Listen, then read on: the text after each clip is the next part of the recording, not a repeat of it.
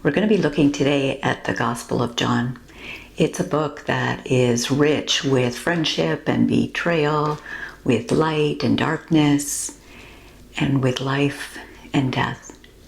In fact, it's a book that talks a lot about life, and in particular, a different kind of life, as we're going to see, a resurrection life. So we're going to jump in, look right from the beginning, from chapter 1, verse 1. And this is where Jesus is introduced. And I want us to pay attention to the language in which he is introduced. In the beginning was the Word, and the Word was with God, and the Word was God. He was in the beginning with God. All things were made through him, and without him was not anything made. And then notice this.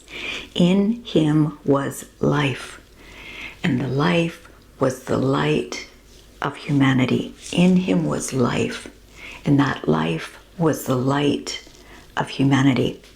And then if we jump down to verse 14, it continues to describe this Jesus.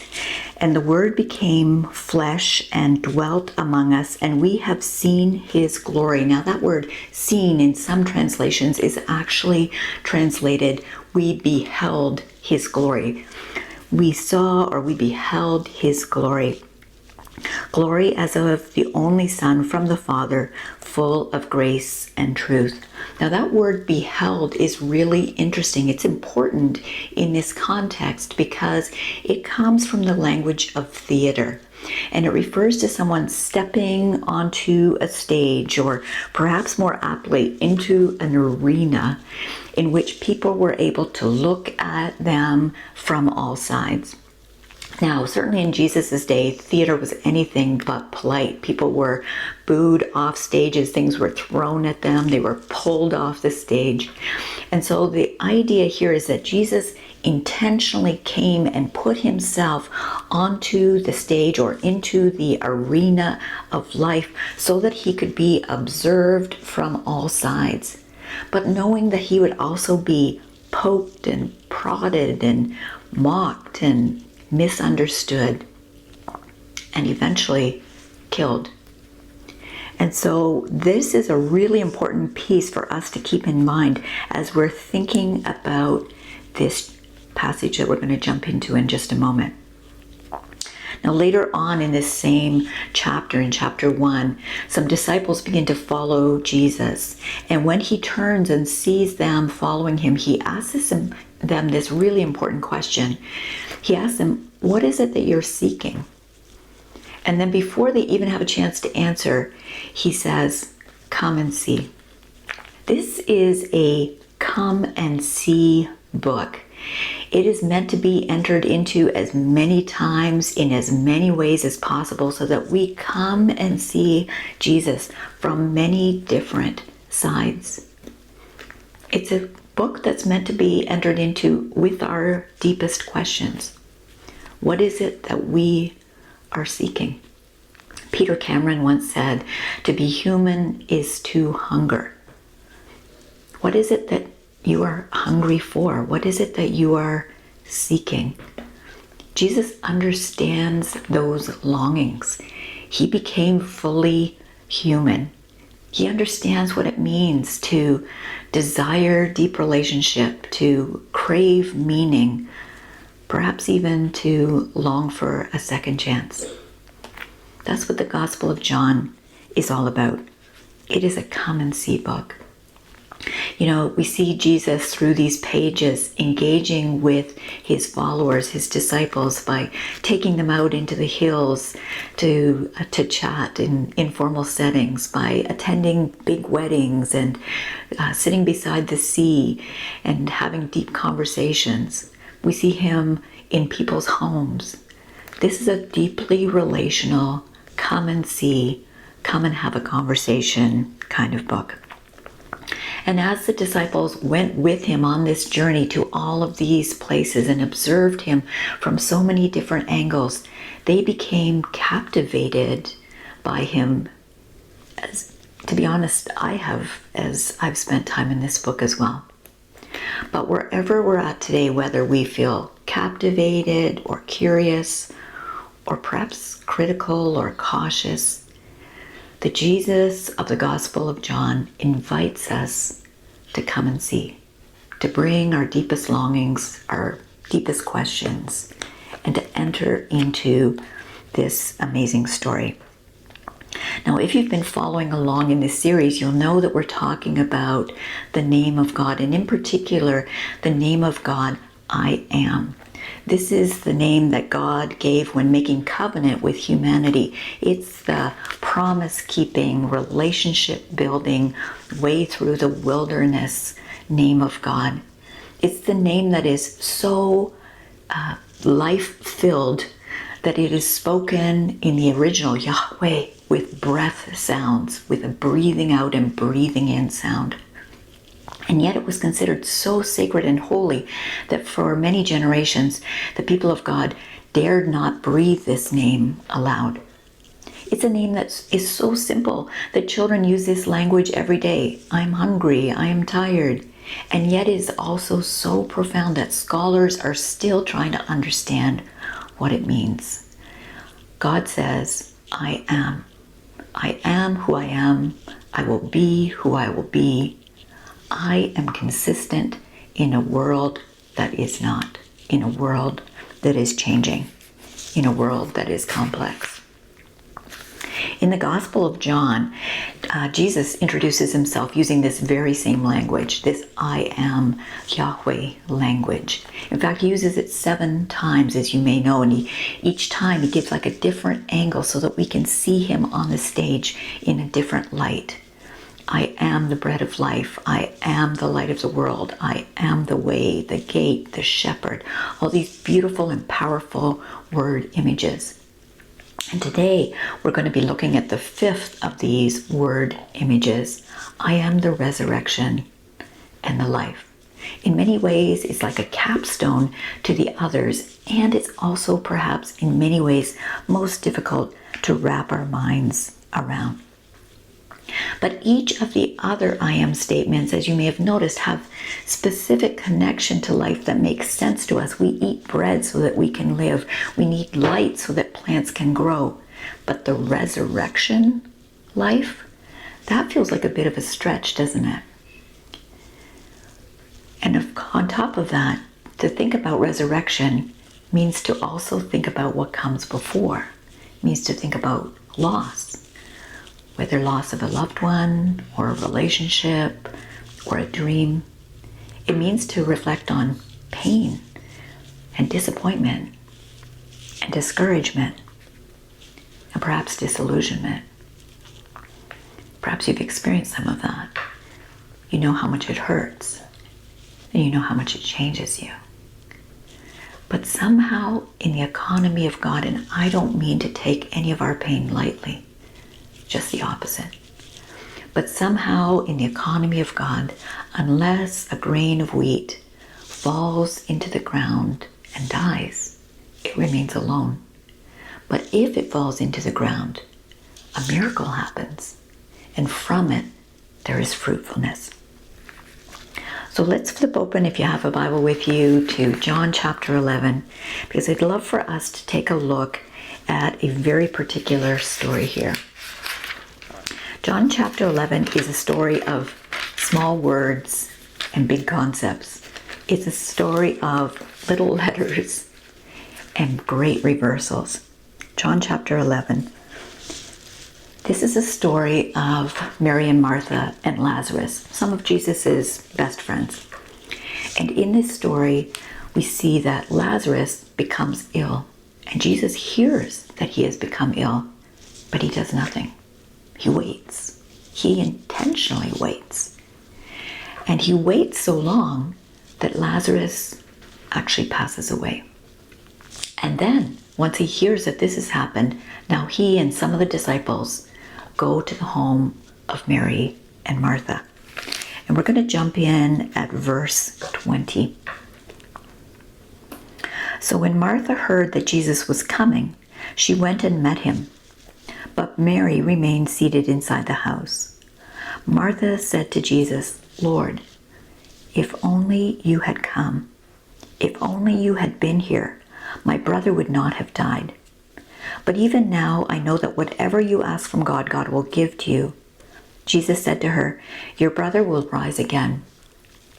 And Martha said, "I know that he will rise again in the resurrection on the last day." Jesus said, "I am the resurrection and the life. Whoever believes in me, though he die, yet shall he live. And everyone who lives and believes in me shall never die. Do you believe this?" She said to him, "Yes, Lord, I believe that you are the Christ, the Son of God, who is coming into the world." And so we see here Martha engaging with Jesus with this deep disappointment. If only you had come. And then as we flip just a few verses later, we see Mary's response, Mary's message to Jesus. Let's look at verse 32. Now when Mary came to where Jesus was and saw him, she fell at his feet, saying to him, "Lord, if only, if you had been here, my brother would not have died." When Jesus saw her weeping and the Jews who had come with her also weeping, he was deeply troubled in his spirit and greatly sorrowed. And he said, "Where have you laid him?" They said to him, "Lord, come and see." Jesus wept. So the Jews said, "See how much they loved him." But some said, "Could not he who opened the eyes of the blind have kept this man from dying?" Have you ever wondered that kind of question yourself?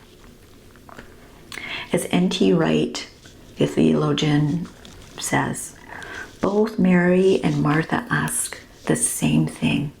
Their words of lament come out as if onlys. If only you had been here, this wouldn't have happened. And it makes me reflect on how often I've said something similar.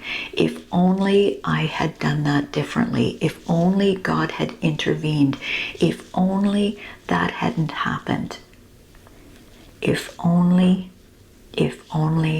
I could go back. Perhaps you, like me, have some regrets. The resurrection story helps us to reframe those regrets, as we will see. Because in this story, Jesus gently takes the words of Mary and Martha. He does not rebuke them, but he turns those if-onlys into an understanding of only if. It was only because he loved Lazarus so much that he waited, so that he was able to experience something so much more miraculous. It was only if Lazarus died, that resurrection could occur. A number of years ago, my father passed away while I was traveling. He had been in long-term care for over a year and seemed stable, and I had a work trip. And I went away on this work trip, and unfortunately he caught pneumonia and died as I was on the long flight home from Thailand. And I need to tell you, I was devastated on numerous accounts, but one of them was that I felt so much regret that I hadn't spent more time with him in his final year. And I was really finding that grief and that regret debilitating in many ways. I went to a Christian counselor, and that counselor was helpful on numerous fronts, but one of the most helpful ones was at one point he asked me, "What is it that you wished could have happened?" And I said, on the way home in the plane, I was thinking about how I wanted to adjust my priorities so I could spend more time with my father, and I wanted to move him closer. He was about 5 hours away in a hospital. I wanted to make arrangements so that he could move closer so we could see him on a more regular basis. And I came home intending to go and tell that to my dad. In fact, we were going to go directly to visit him after I landed in Toronto. And unfortunately, when I landed, my husband was there to meet me, and he told me the news. And the counselor listened to my whole story and was very compassionate, but then said, "You know, Ellen, love is perfected in heaven." And there was something about those words and the way that it just kind of sunk down into my heart and my soul that were very healing for me. Somehow I understood that resurrection changes things. That not only was my Father's love being perfected in heaven and he would forgive me, but that I couldn't expect my love to be perfect until I was in heaven either. And that love is perfected in heaven. Resurrection reframes some of our deepest regrets. Now, that doesn't mean that I didn't have to still do my hard work. I still had to grieve, and I still had to work through a number of things. I still had to think about prioritizing my life differently. Nor does it mean that we can treat people however we want because they're going to forgive us once they're in heaven because their love is perfected. Just the opposite. Resurrection changes our perspective of love and what love looks like here on earth, in the here and now, in the now and not yet of God's kingdom. This is a powerful story of deep loss and sadness, but it's also a powerful story of transformation. Eugene Peterson once said, "The resurrection of Jesus establishes the conditions in which we live and mature in our Christian life." Jesus alive and present. When we practice resurrection, we continuously enter into that which is more than what we are. Isn't that beautiful? So we entered into this story with two deeply wounded and disappointed women, and we leave the story, actually, if we were to read on, at a feast where Lazarus has been resurrected and the family and friends are gathering and celebrating this miracle. Like the women, perhaps we thought the question was, how do we protect ourselves from hard things, and why does God allow hard things to happen? And perhaps like them, we're beginning to get little inklings, little glimpses that something else is going on. For certainly with the unwinding of the cloth that would have bound Lazarus in the tomb, there's the opportunity for an unwinding of those limiting beliefs, those limiting worldviews, and those debilitating regrets that might hold us down. Jesus, the resurrection, points to something beyond the darkness. Something beyond the darkness and the pain. I don't know if you're a Lion, Witch, and Wardrobe fan as I am, but C.S. Lewis plants this beautiful expression from the beaver's mouth, one of the fun characters, the beaver. At one point he says, Aslan is on the move. And those words, Aslan are on the move, are spoken when things are the darkest. Now, Aslan in that story is perhaps a representation of Jesus. And here we have this beautiful understanding that Jesus is doing his deepest, most powerful work. Jesus is on the move when things seem least hopeful. You know, resurrection is not a principle. It's not a thing. Jesus says that resurrection is a person. And he didn't say, I will experience resurrection or I'll provide resurrection. He said, I am the resurrection and the life. And nor did he say, I was the resurrection or I did that in the past. Instead, he says, in the Gospel of Matthew, we read that Moses and Elijah, both of whom had been dead for many years, are actually on the Mount of Transfiguration with Jesus. And here we see the representation of what Jesus is saying. I am the resurrection. There is life beyond death. There is life beyond the darkness.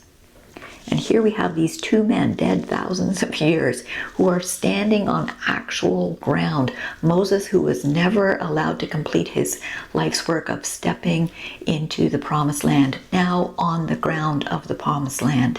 Elijah, who perhaps we could say died prematurely, now living out his best work, his best relationships, his closest time with Jesus on physical ground here in this story.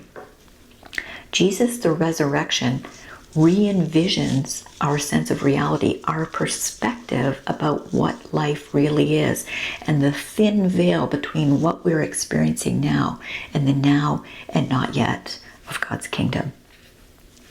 And then in the last book of the Bible, the book of Revelation, we read these powerful words, another I am statement of Jesus.